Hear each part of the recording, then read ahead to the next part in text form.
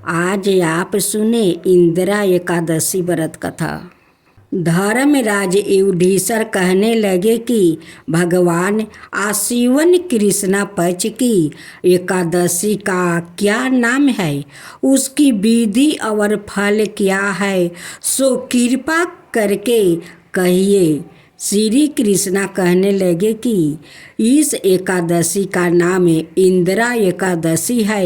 यह एकादशी पापों को नाश करने वाली और पितरों को अधोगति से मुक्ति दिलाने वाली है। हे राजन, ध्यान पूर्वक इसकी कथा सुनो। इसके सुनने से मात्रा से वाजपेय यज्ञ का फल प्राप्ति होता है। पहले सतयुग के समय में माहिष्मती नाम की नगरी में इंद्रासेन नाम का एक प्रतापी राजा धर्म पूर्वक अपनी प्रजा का पालन करते हुए शासन करता था।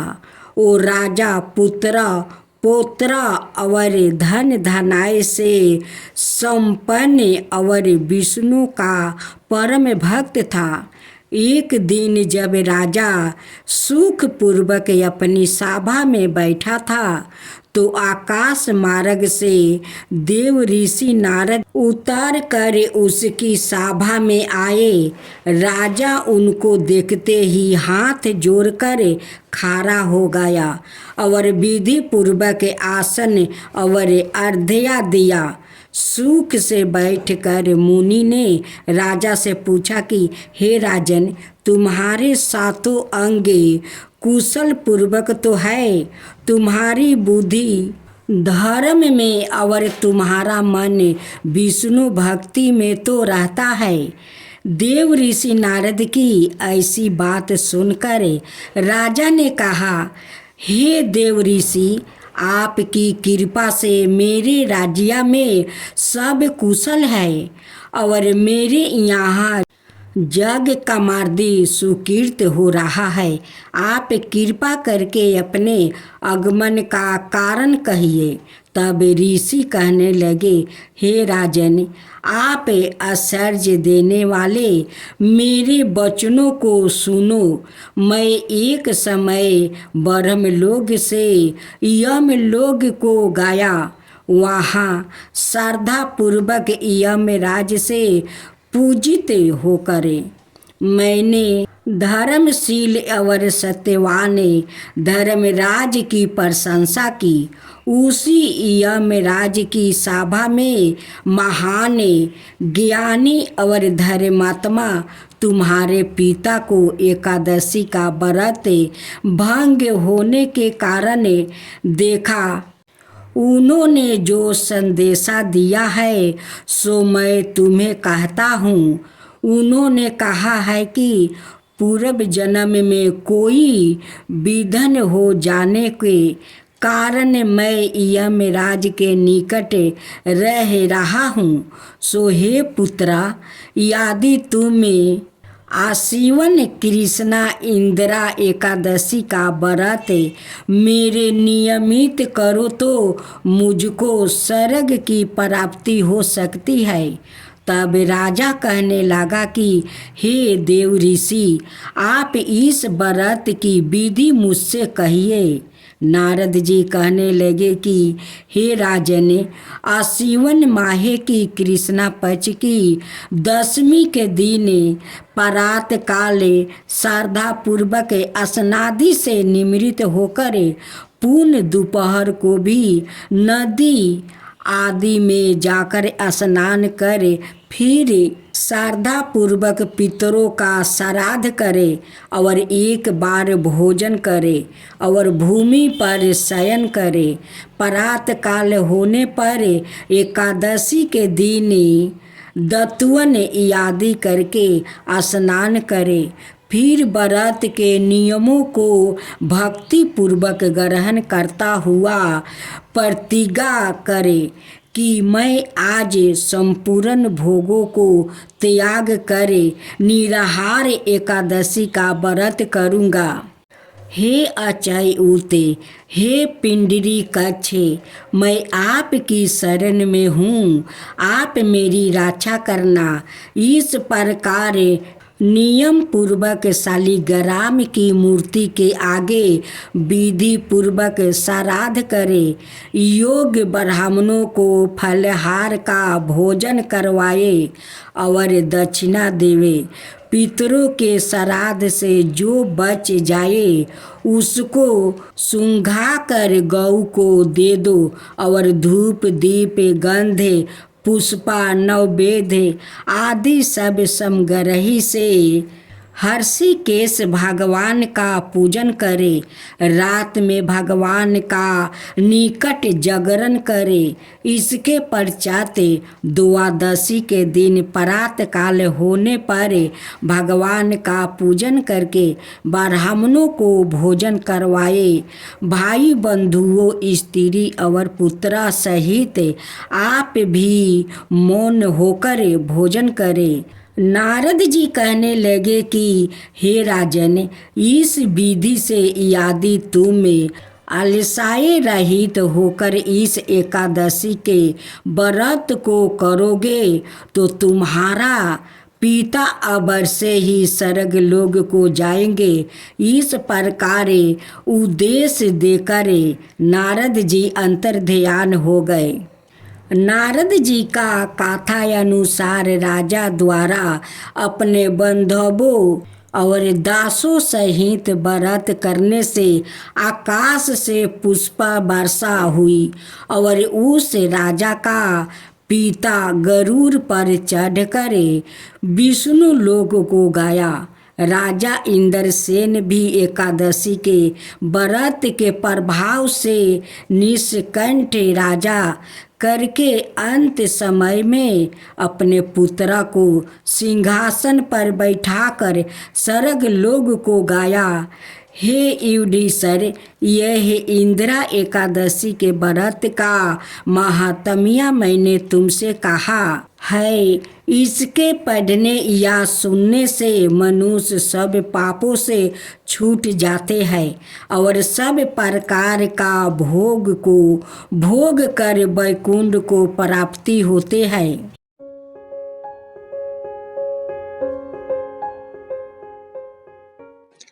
नमस्ते दोस्तों, आज हम 11वीं माता का कथा सुनाने जा रही हूँ। अगर आप लोग का मेरा कथा अच्छा लगे तो आप लोग एक लाइक शेयर जरूर कीजिएगा। 11वीं माता की जय हो, विष्णु भगवान की जय हो। एक बूढ़ी माई अपना बहू और पोती के साथ रहती थी। वो बूढ़ी माई बहुत अच्छी थी। वो उनकी पोती का पैदा होते ही उनकी बेटा को मृत्यु हो जाता है। फिर भी बूढ़ी माई अपना बहू और पोती को कलंकिन नहीं कहती है। बुढ़िया माई अपना तकदीर को कोस रही थी कि मेरे तकदीर में मेरा बेटा नहीं था, उसमें तो मेरा बहू और पोती को कोई कसूर नहीं है। मरने वाले को कोई रोक नहीं सकता है और रहने वाला को कोई मार नहीं सकता है।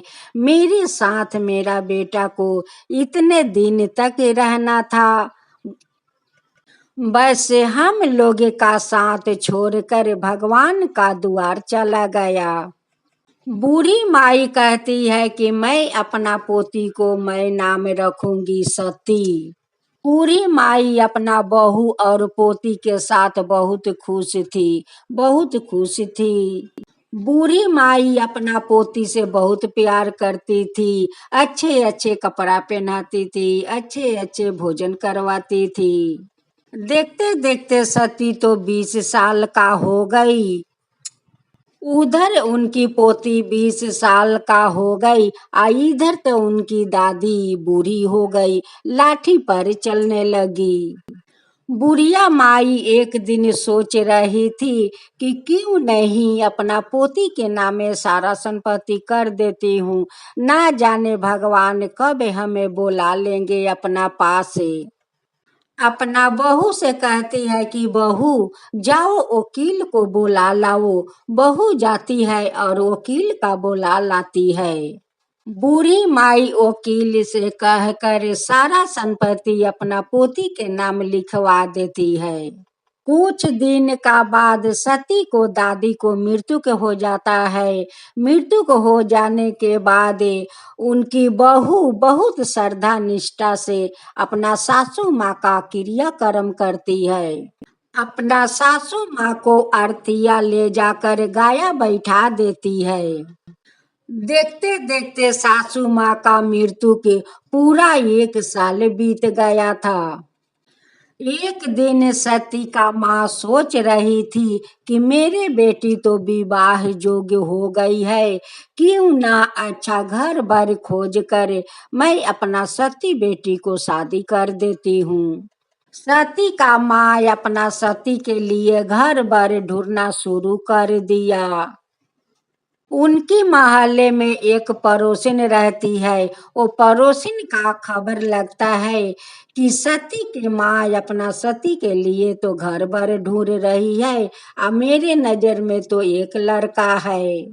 एक दिन वो पड़ोसिन का सती का माँ का ऊपर नजर पड़ता है। वो बुलाकर कहती है कि बहन आप घर भर अपना बेटी के लिए ढूंढ रही है, देखिए मेरे नजर में एक लड़का है। वो अपना संपत्ति का इकलौता है। वो अपना माँ का साथ रहता है, उनका पिताजी नहीं है। उनकी घर दुआर भी अच्छा है, लड़का भी अच्छा है। अगर वहां पर आपका सती को शादी हो जाएगा तो सती बहुत खुश रहेगी। सती 11 माता के बहुत बड़ा परम भक्त थी। एक दिन सती का माँ उसी घर में जा रही थी कि जो पड़ोसिन बताई थी। उस घर में उसी समय लड़का का माँ तुलसी का पूजा कर रही थी। लड़का का माँ कहती है कि बहन क्या बात है या किसको खोज रही है। सती का माँ कहती है कि मुझे पता चला है कि इस घर में एक लड़का रहता है। तो कहती है कि हाँ बहन मेरे साथ तो मेरा लड़का रहता है। आपका लड़का को मैं अपना बेटी के लिए हाथ मांगने आई हूँ। लड़का का माँ कहती है कि बहन मैं तो बहुत दिन से लड़की खोज रही हूँ कि अच्छी लड़की अगर मिल जाएगी तो अपना बेटा को मैं शादी करवा दूंगी। लड़का को माँ अपना लड़का को दिखाती है। सती की माँ तो देख कर पसंद कर लेती है और कहती है कि मुझे तो लड़का बहुत पसंद है। सती का माँ कहती है कि आप लोग मेरे घर आकर मेरे बेटी को देख लीजिए। अगर आपको पसंद हो गया तो हम दोनों मिलकर रिश्ता को पक्का कर दूंगी। उनकी बेटा का नाम शंभू था। शंभू अपना माँ के साथ जाता है उस लड़की का घर। सती का माँ वो लोग का आदर सम्मान करती है और अपना सती को दिखाती है। कहती है कि देखिए यही मेरी बेटी है। वो लोग देख कर कहता है कि बेटी तो बहुत ही आपका सुंदर है। वो लोग वहीं पर बुलाकर ब्राह्मण को शादी पाका कर लेते हैं। 10 दिन का बाद शादी का मुहूर्त था। शंभू का माँ अपना घर जाती है और शंभू से कहती है कि बेटा देखो अभी तो अपना भगवान को पूजा नहीं किया है, जाओ बाजार से कुछ फल मूंग लियाओ कि मैं पूजा करके भगवान का भोग लगा सकूं। शंभू फल मूंग लेकर आ ही रहे थे। उस समय एक बांदर आता है और उनकी हाथ के बेग छीन कर भाग जाता है। शंभू उनका पीछा किया, करते करते जा रहा था कि बंदर महाराज हमारा बेग दे दो, बंदर महाराज हमारा बेग दे दो, लेकिन बंदर तो सुन नहीं रहे थे। एक बरगद का पेड़ के भीरी बहुत सारे औरत लोग बैठ कर 11 माता का गाथा सुन रही थी और वो गाथा ऋषि पत्नी सुना रही थी। वैसे जाकर बांदर उनकी पीठ पर कूद जाता है और ऋषि पत्नी वही माटी में गिर जाती है। उनका तो गुस्सा आ गया और शंभू को सामने पाकर उन्हें श्राप दे देती है कि तू भी बंदर बनकर ऐसा ही कूदता रहना। ऋषि पत्नी तो शंभू को बंदर बना दिया और शंभू बंदर बनकर वहीं पर हाथ जोड़कर बैठा है। इधर उनकी माँ राह देख रही है कि अब मेरा बेटा आएगा फल लेकर, तब मैं अपना भगवान का पूजा करूंगी। देखते देखते तो बहुत देर हो जाता है। माँ तो अब चिंता करने लगी कि मेरे बेटे को तो पेठाया है फल लेने के लिए, आया अभी तक मेरा बेटा क्यों नहीं आया। माँ अपना बेटे को खोजने निकल जाती है। सब लोग इसे पूछ पाछ करती है कि मेरे बेटा को कोई देखा है, मेरा बेटा को कोई देखा है। कोई नहीं कहता है कि मैं तुम्हारा बेटा का देखा हूँ। खोजते खोजते वो ही बरगद का पेड़ का भीरी पहुंचती है, जहाँ बहुत सारे औरत बैठकर इगारस माता का कथा सुन रही थी। वहां पर जाकर पूछती है कि बहन, मेरा बेटा को आप लोग देखे हैं। वो लोग कहता है कि बहन, यही तो आपका बेटा यहाँ पर बैठे हुए है, जो बंदर है आपका बेटा है बहन। वो औरत कहती है कि बहन, आप लोग ग्यारस माता का व्रत करती हो और झूठ क्यों बोलती हो बहन। लोग कहते हैं कि नहीं बहन, हम लोग झूठ नहीं बोलती हूँ, ये आपका ही बेटा है। हम शंभू का माँ ऋषि पत्नी से कहती है कि बहन, आप ये क्या कर दिया बहन, ये क्या कर दिया बहन। मेरा बेटा को तो 10 दिन के बाद शादी था, आप ही बंदर बना दिया। मेरा एक ही बेटा है या यही बेटा मेरा सहारा है बहन, आप इसे बंदर बना दिया। आप ठीक नहीं किया ऋषि बहन, आप ये ठीक नहीं किया ऋषि बहन, ठीक नहीं किया। अपना बेटे को लेकर घर जाती है और बेटा को पकड़ कर घर में रोती है। उस औरत को रोना देख कर इगारस माता बूढ़ी का रूप धारण करते हुए आती है और कहती है कि बेटी, क्या हुआ कि इतना तू रो रही है। उस औरत कहती है कि माता देखिए, मेरा तो एक ही बेटा है, आइए बेटा को देखिए, ऋषि पत्नी बांदर बना दिया माता, बांदर बना दिया। इसको तो 10 दिन का बाद शादी था माता। अब मैं क्या करूं माता, मुझे तो कुछ रास्ता नहीं दिखाई दे रहा है माता, कुछ रास्ता नहीं दिखाई दे रहा है माता। शंभू का तो माता का पता नहीं था कि वही तो इगारस माता है, वही बुझाती है और वही रास्ता दिखाएगी। बूढ़ी माँ कहती है कि बेटी सुन, आज हम तुम्हें ऋषि पत्नी का कहानी सुनाता हूँ। ऋषि पत्नी विष्णु भगवान का परम भक्त है। एक दिन ऋषि पत्नी विष्णु भगवान का कठोर से कठोर आराधना कर रही थी। यही विष्णु भगवान से कह रही थी कि हे विष्णु भगवान, मैं तो छोटे से आपका परम भक्त हूँ, आपका श्रद्धा भक्ति से पूजा करती हूँ। मुझे तो एक ही इच्छा है, वो इच्छा मुझे पूरा कर दीजिए। किसी को मैं कुछ कहूँ और उसका हो जाए, वैसे वरदान हमें चाहिए, वैसे ही वरदान हमें चाहिए विष्णु भगवान। उसकी आराधना देख कर विष्णु भगवान प्रकट हो गए और कहने लगे कि हे ऋषि पत्नी, आप आंख खोलिए। आपका आराधना देख कर मैं बहुत प्रसन्न हूँ। आप मांगिए, आप क्या मांगना चाहती है।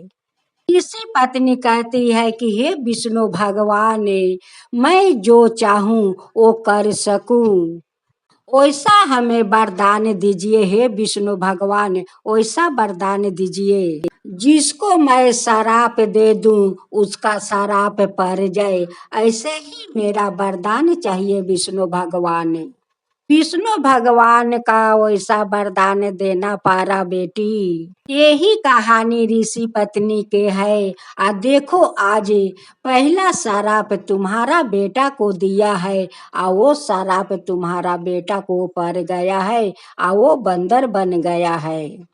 उस बूढ़ी माई कहती है कि बेटी रो मत, तू देखे जा, तू लड़की का घर जा, उनकी माँ से तू अनुरोध करे, वो जरूर मान जाएगी, जरूर वो मान जाएगी। अगर 11 माता का कृपा होगा तो सब कुछ ठीक हो जाएगा बेटी, सब कुछ तेरा ठीक हो जाएगा।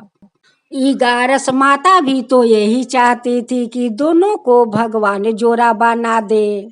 इस दोनों का जोड़ा तो बहुत जोड़ा अच्छा बनेगा। उसका भी पिताजी नहीं है, उसका भी पिताजी नहीं है, दोनों दोनों बच्चों को पिताजी नहीं थे। इसलिए तो 11 माता चाहती थी कि दोनों बच्चों को मैं जोड़ी लगा दूं। इतना घड़ी 11 माता शंभू का माँ के साथ बात कर रही थी, लेकिन शंभू का माँ का तो पता नहीं चला कि मेरे साथ 11 माता हमें बुझा रही है और रास्ता भी दिखा रही है। उसे तो पता नहीं चला कि यही तो 11 माता है। बूढ़ी माई का बात सुनकर शंभू का माँ अपना बंदर बेटे को लेकर वही लड़की का घर जाती है और लड़की का माँ से अनुरोध करती है कि बहन देखिए मेरे दुर्भाग्य कैसा है कि मेरे बेटे तो बंदर बन गया है, ये शादी आप मत रोकिए बहन, ये शादी को आप मत रोकिए।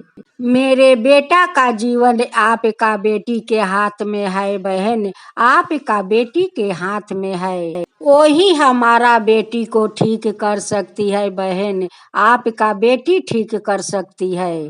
सती का माँ कहती है कि मेरे बेटी का देवी है कि आपका बेटा को ठीक कर देगी। शंभू का माँ रो रो करे सती का माँ का अनुरोध कर रही है कि बहन मान जाइए, अपना बेटी को शादी मेरे बेटे के साथ कर दीजिए। सती का माँ इस बात का स्वीकार नहीं कर रही थी, कहती है कि मैं अपना बेटी को बंदर के साथ शादी नहीं करूंगी, नहीं अपना बेटी को मैं जिंदगी बर्बाद करूंगी। सती का माँ तो बात नहीं मान रही थी, वो तो अपना जिद पर अटकी रही। उस बांदर ने जाकर सती को चादर पकड़ कर बैठ जाता है। सती बंदर का देख कर बंदर पर उनकी माया आ जाता है और अपना माँ से कहती है कि माँ मैं ये बंदर से शादी करने के लिए राजी हूँ माँ, मैं यही बंदर से शादी करूँगी माँ। अगर मेरे शादी करने से उनकी बेटा ठीक हो जाते हैं, ये तो अच्छा है माँ, ये तो अच्छा के बात है माँ, ये तो अच्छा का बात है माँ। हमें तो नहीं बाजा और नहीं बाराती का साथ शादी करना है माँ, नहीं बाराती का साथ शादी करना है। सती अपना पति को लेकर 11 माता का मंदिर जाती है और हाथ जोड़ कर कहती है कि हे विष्णु भगवान, शादी करके अपना ससुराल चली आती है, अपना सास और अपना पति को साथ रहने लगती है। एक दिन सती अपना बंदर पति को लेकर 11 माता का मंदिर में जा रही थी। सभी बच्चों देख कर कहने लगे कि देखो वो औरत है बंदर के खेला दिखाने आ रही है, देखो वो औरत बंदर को खेला दिखाने आ रही है।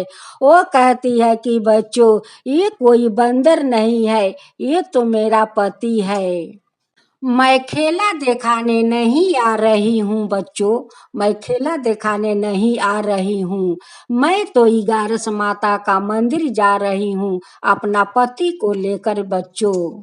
बच्चा लोग कहने लगा कि कोई भला बंदर के साथ शादी करता है, तुम क्यों बंदर के साथ शादी की? कहती है कि नहीं बेटा ये कोई बंदर नहीं है, ये तो मेरा पति है, ये ऋषि पत्नी का शराप के कारण मेरा पति आज बंदर बन गया है बेटा। हाथ जोड़कर 11 माता से कहती है कि माता, आज मैं आपका मंदिर में आई हूँ, आपका पूजा मैं करते आ रही हूँ। हे 11 माता, हमारा पति को आप बंदर से मुक्त कर दीजिए और इसी पत्नी का शराप से मुक्त कर दीजिए। हे 11 माता, मुक्त कर दीजिए। अपना भक्त का अनुरोध सुनकर 11 माता वहां पर प्रकट हो जाती है। 11 माता कहती है कि बेटी तू चिंता मत कर, मैं तेरा पति को बंदर से मुक्त कर देती हूँ। 11 माता उनकी पति को बंदर से मुक्त कर देती है और कहती है कि मैं तुम दोनों को आशीर्वाद देता हूँ। बेटी तुम दोनों को जोड़ी सलामत रहे, तुम सादा सुहागिन रहोगी बेटी, सादा सुहागिन रहोगी। सती अपना पति को घर लेकर आती है और अपना सासू माँ को दोनों पति पत्नी पैर छूकर प्रणाम करता है। मेरी बहू सावित्री से कम नहीं है, आज मेरी बहू अपना पति को आज बंदर से अपना पति को रूप में ले आई, तो मेरी बहू तो सावित्री से कम नहीं है। बहू को अपना आशीर्वाद देती है कि बहू तुम सदा सुहागिन रहो बहू। सती अपना ससुराल में बहुत खुश रहने लगी और अपना सासू माँ और पति को साथ बहुत खुश थी, बहुत खुश थी। 11 माता सती का सपना में आती है और कहती है कि बेटी अब तो तू खुश है अपना संसार में। वो कहती है कि हाँ 11 माता, मैं तो बहुत खुश हूँ, आपका कृपा से तो मेरा सब कुछ अच्छा हो गया माता, सब कुछ अच्छा हो गया। कहती है कि हे 11 माता, हम दोनों का जोड़ी ऐसे ही आप बनाए रखिए माता, बनाए रखिए। ये 11 माता, जैसे आप दोनों को आप जोड़ी बनवाया और उनके पति को बंदर से मुक्त करवाया, वैसे ही सबको जोड़ी बनवा दीजिए। हे 11 माता, सबको जोड़ी बनवा दीजिए और वैसे ही सबका ऊपर कृपा कीजिए। हे 11 माता, सबका ऊपर कृपा कीजिए। जो आपका कथा कहता है, जो सुनता है, जो हुंकारी पारता है, उन सब का ऊपर कृपा कीजिए। हे 11 माता, उन सब का ऊपर कृपा कीजिए। 11 माता की जय हो, 11 माता की जय हो, विष्णु भगवान की जय हो, विष्णु भगवान की जय।